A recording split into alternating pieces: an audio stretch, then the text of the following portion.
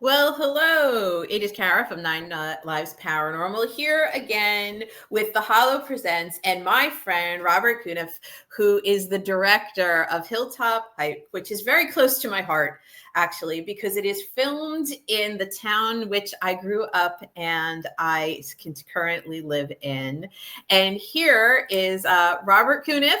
His film will be shown at the Hollow, and it's one of our placers. So let's talk to Robert. Hi, Kara. Thank you for inviting me for an interview. I'm sorry, I do see that my internet is a little spotty, so That's quite hopefully all it right. won't freeze up again. But That's all right. It's okay. That's the power of editing. We could work with it. We could work with it. So let's talk about Hilltop Hike and the premise. so the premise, as you know, being a local, is it's based, and it gives a little tiny bit. It's a very short film, but it gives a little tiny bit of the history of the Hilltop area in between, like Cedar Grove, Verona, and North Caldwell. It was the site of the Essex County Sanatorium.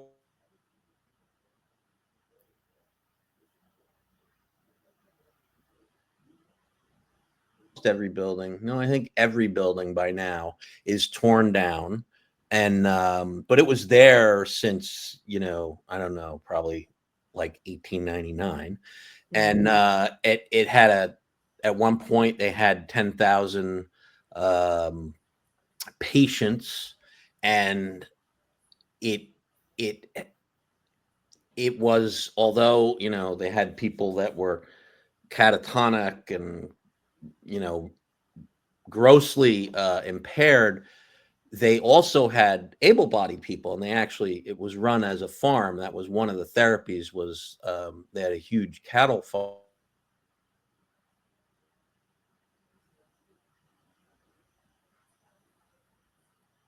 I'm frozen. Okay, I'm unfrozen. I You're found out there. from a local historian that before the advent of things like Tuscan Dairy and the big conglomerates way back in time, it was something like the sixth largest dairy producer in the country. Back when it was all just mom and pop farms and local farms. So it has there's a whole lot of other history to it. Um, it was made because a couple years ago I had gone back to school to get my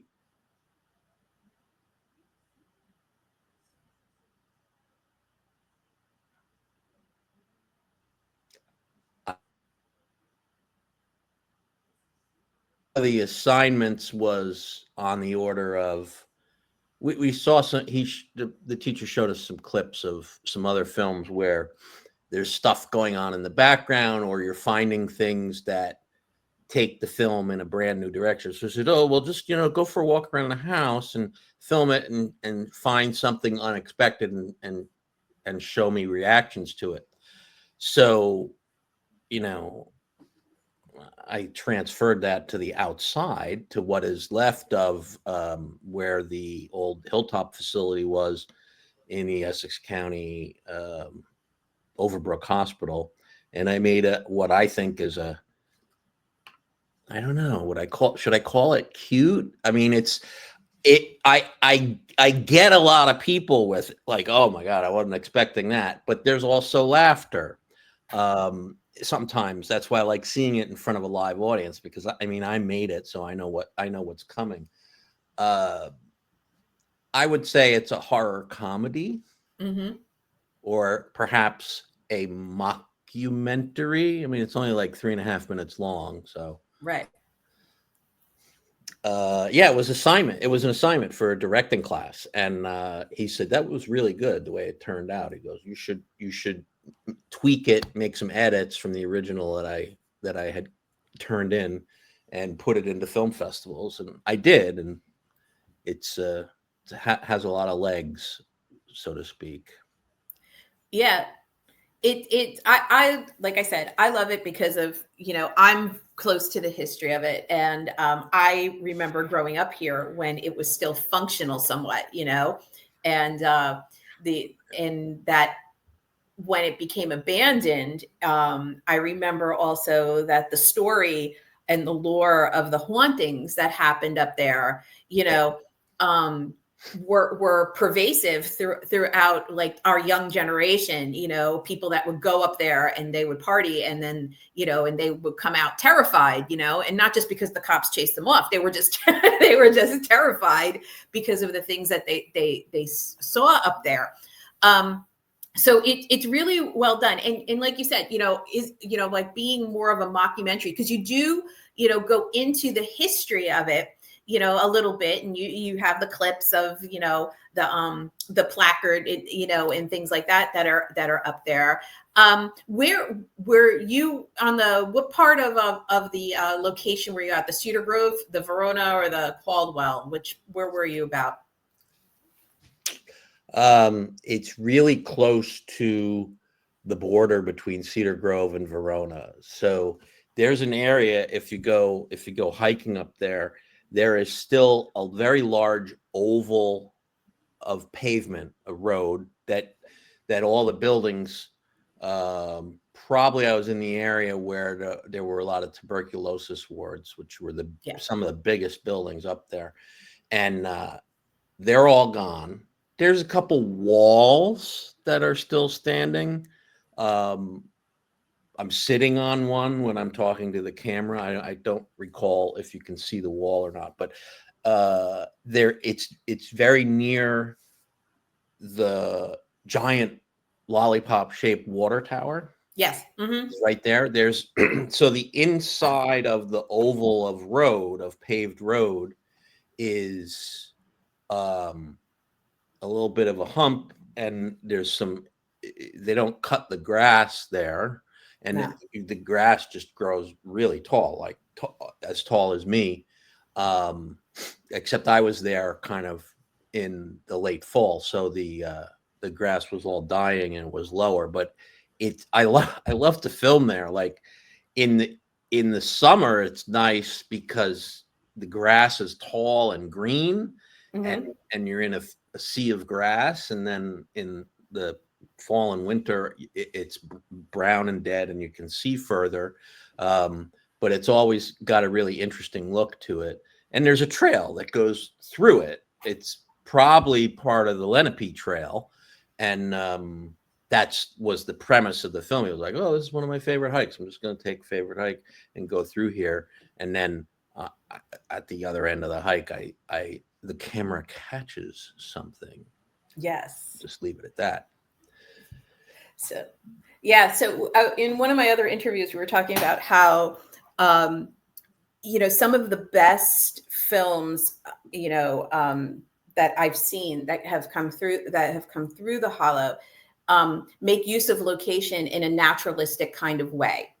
That there's no, because I ask about location and how the location plays into the theme and not looking contrived. And I know you're going to say, yes, location, it's like what I'm saying is a little bit redundant, but, it's nothing, there's nothing fancy about it. It was nothing contrived. It's not a set. It wasn't anything. It's just using what's natural around you to create the film. And I think those were the most, in my opinion, in the ones that I've seen, are the most effective. And you expertly do that, with the theme and everything else. So I love the film. In terms of who else decides to show up, who is that to you in real life? So when I got the assignment and I came up with this idea, I was like, yeah, it can't just be me walking around. So my friend Mike Veza, who was in the MFA program with me, and he is an actor. He's actually a member of SAG. So that was the first I had to do a micro budget agreement. Oh, wow. Even though I wasn't paying him, I had to do a micro budget agreement, which is pretty easy to do for SAG because the budget was essentially zero. And I called him up and I said, "Hey, can you play this role for me?" And I mean, I had also, because we lived near each other, we often helped each other, used each other in our projects for school because we sometimes took the same classes at the same time.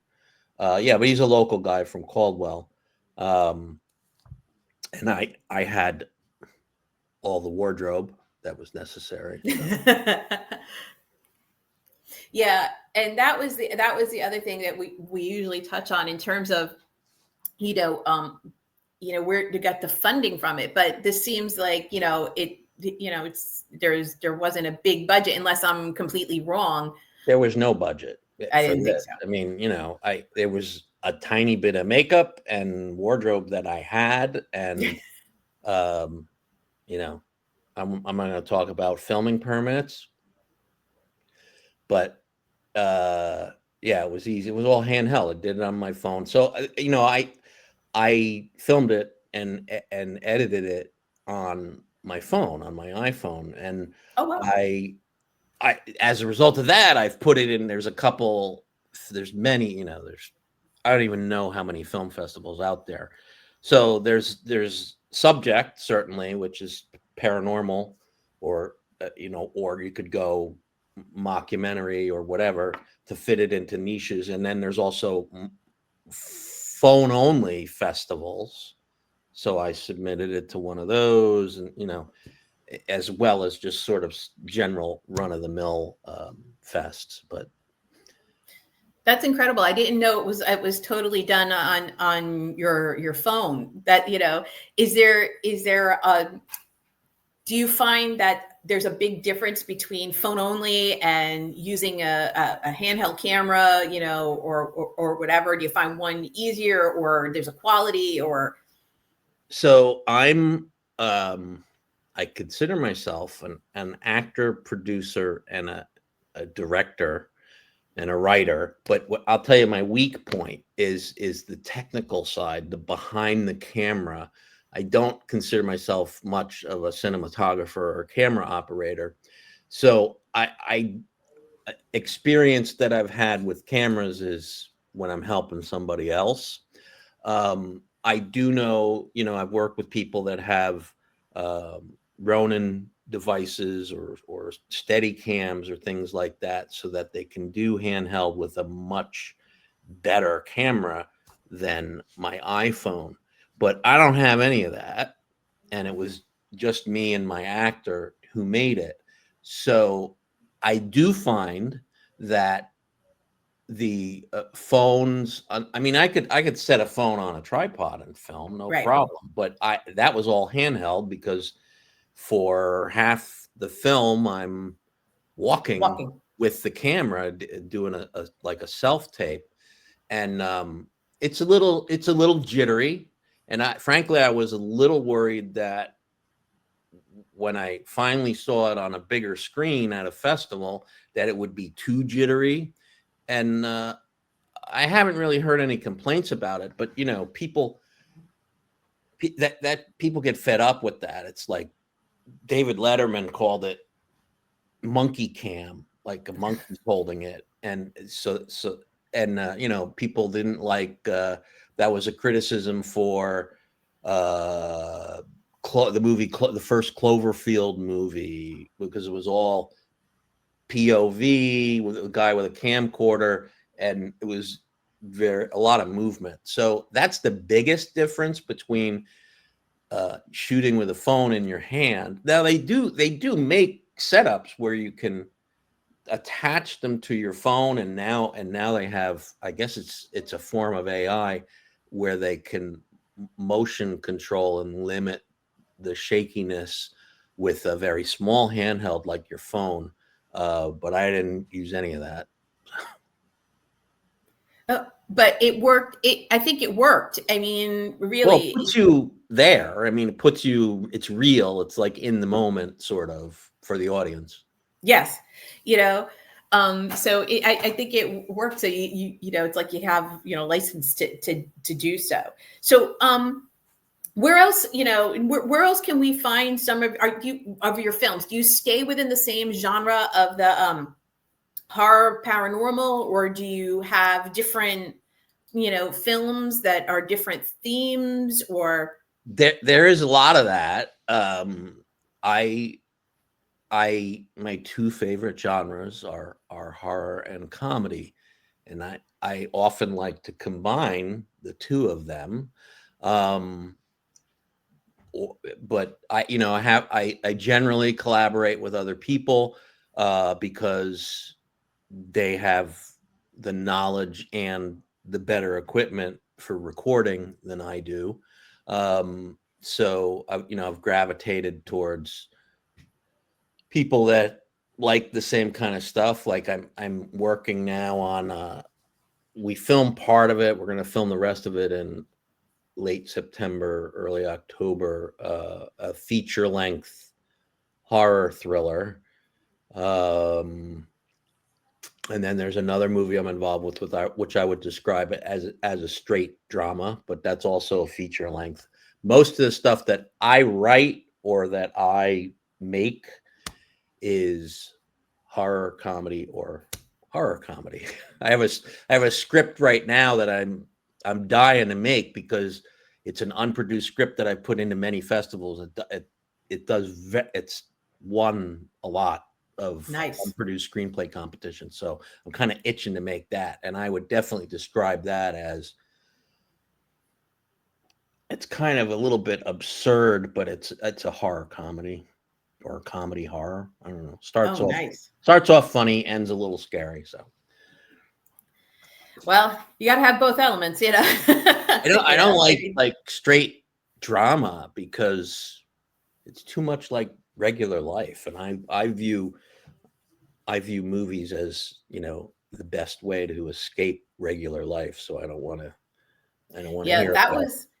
that was my next question. How did you start on this journey into your love of film? And, you know, Well, I am still a professional geologist. So I went to college and got a master's degree in geology, and I worked in that as an environmental and geotechnical consultant for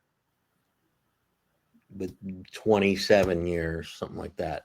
And consulting and the corporation that I worked for at the time got to be a real drag, and I quit and worked a little bit for myself. But once I was in complete control of my own schedule, I said, well, I started out as going to try acting, and people said, "Why'd you become an actor, especially at a later age?" And I've kind of been I've been a ham and a storyteller and all of that and my whole life. Like, people used to beg for me to make morning announcements in high school at our morning meetings, which was in front of the whole school, because the number one fear in the world, or at least America, is not death, not spiders, it's public speaking.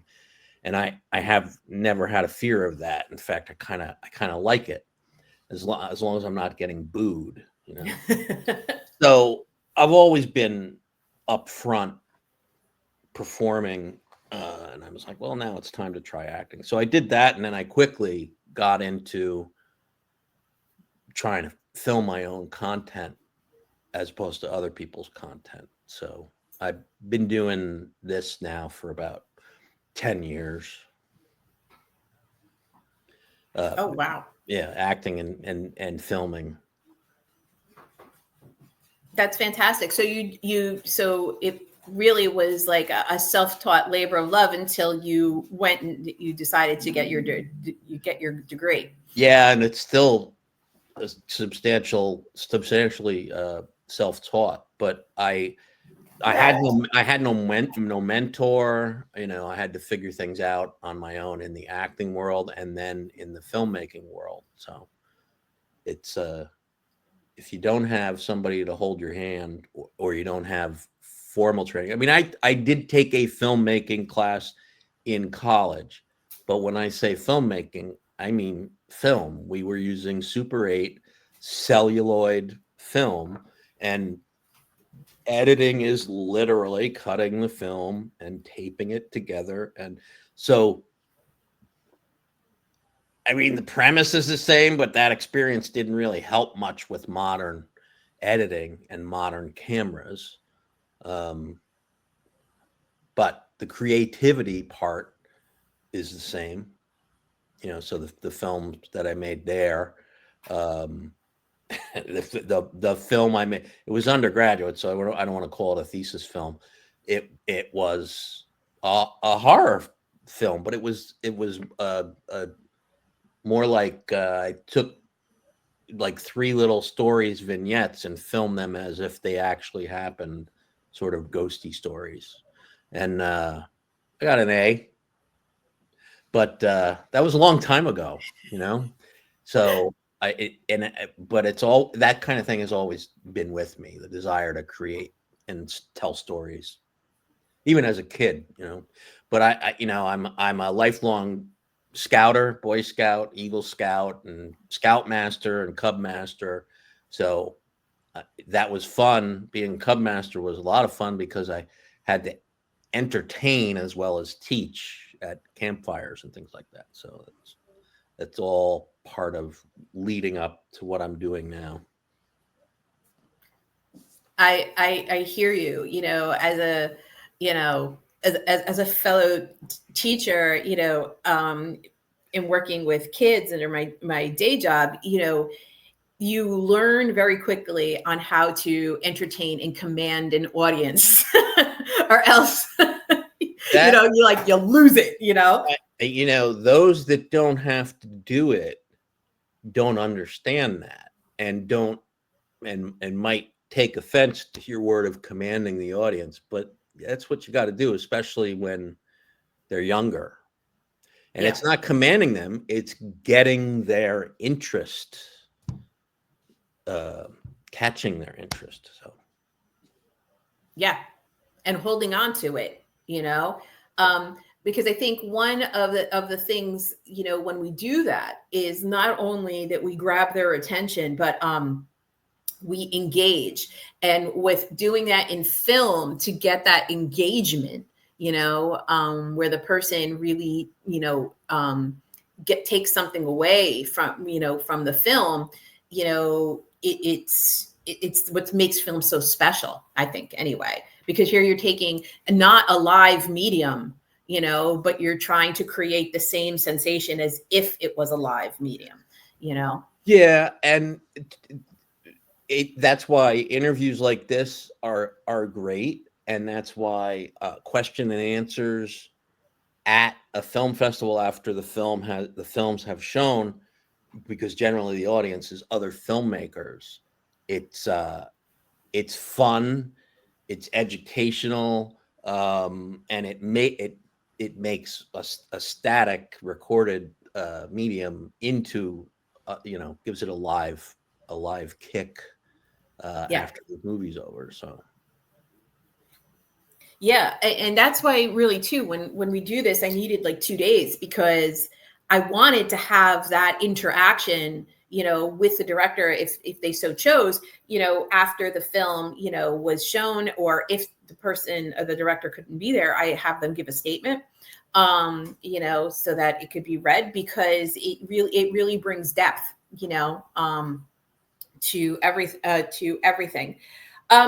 What are your social medias that people can find you at, or where could they find you, even in a local area? Like, where could they find you? Like where could they find me? Well, October is coming up real fast. Yeah. So I actually run a ghost tour, the Cedar Grove Ghost Tour, every October.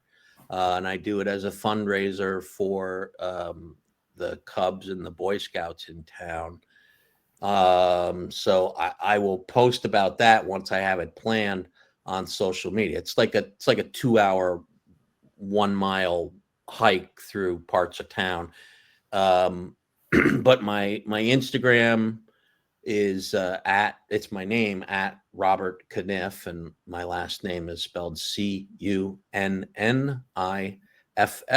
There it is on the screen. So Yes. there's no space or any underscore or anything. And then Yeah.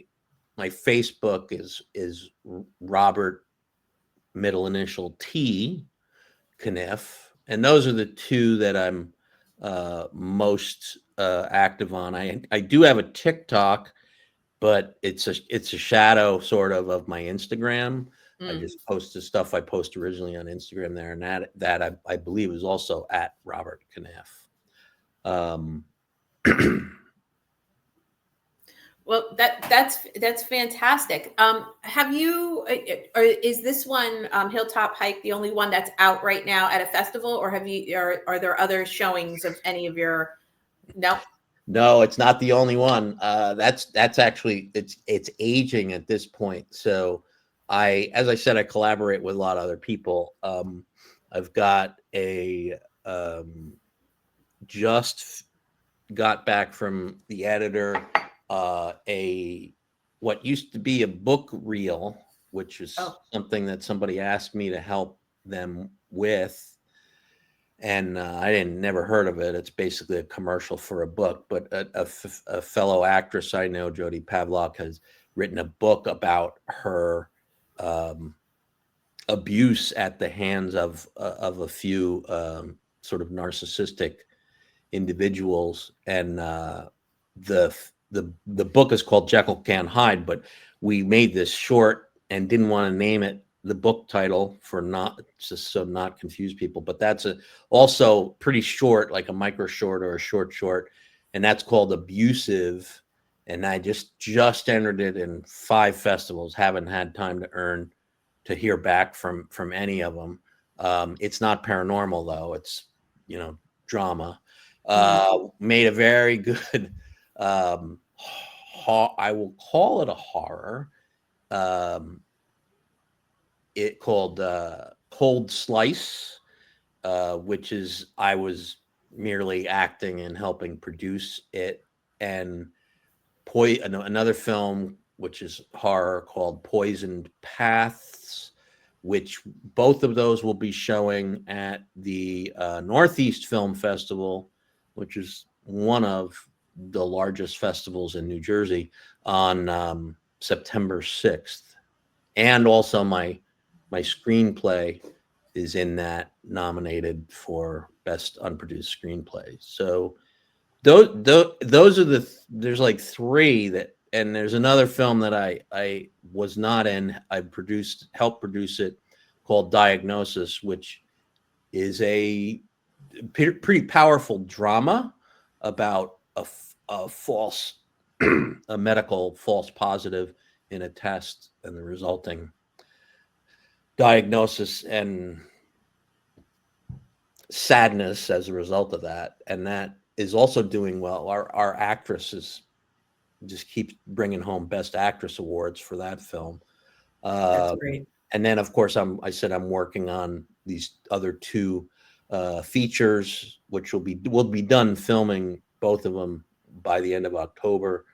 And then I got to figure out when and where and how I'm going to film my script that I have in festivals currently. That one's called Bar in the Woods, which is another idea that I got while I was in grad school. It was down on the FDU campus, and they have these, just driving along, and there's woods on one side, and there's like a stone waist high platform. It's cement and stone, and it's got like either a concrete or a slate, and I don't know what it was supposed to be. I think who's the guy that did Central Park, the famous landscape designer? I think he was involved. I can't remember his name right now. I couldn't remember his name. Famous landscape designer, and one of them held a plaque, but they have 2 or 3 of these stone plinths, and I was like, it looks like a bar. It looks like a bar in the middle of the woods. So that got me going, and that's why I wrote the script called Bar in the Woods, but that'll be probably on the festival circuit sometime in 2026. That's fantastic. Well, we're going on 30 minutes and I don't want to take up a lot more of your time. But like I said, we have your socials and I hope to see you on the 3rd and around town. And if you ever need help with doing your ghost tours with a paranormal investigator, or if you want to do the Morgan Farm or, do an investigation in there and you want to film it, let me know because. Well, that's a very interesting idea. And that's where we start and finish is at Morgan Farm. So. Yeah. So even if you want, like, if you would like me to come out and show the kids or the people like equipment and stuff like that we use and how it works and explain it, even if you don't want to use it, just explain like a paranormal investigator who does this for like, a living. So just reach out and let me know and I'll help. Great. Thank you. Okay. Thank you so much. Have a good Labor Day weekend. And I hope to see you on the 3rd or the 4th. Oh, you'll see me on the 3rd at least. Thank you. Okay. Fantastic. Have a good day, Robert. You too. Bye-bye. Bye.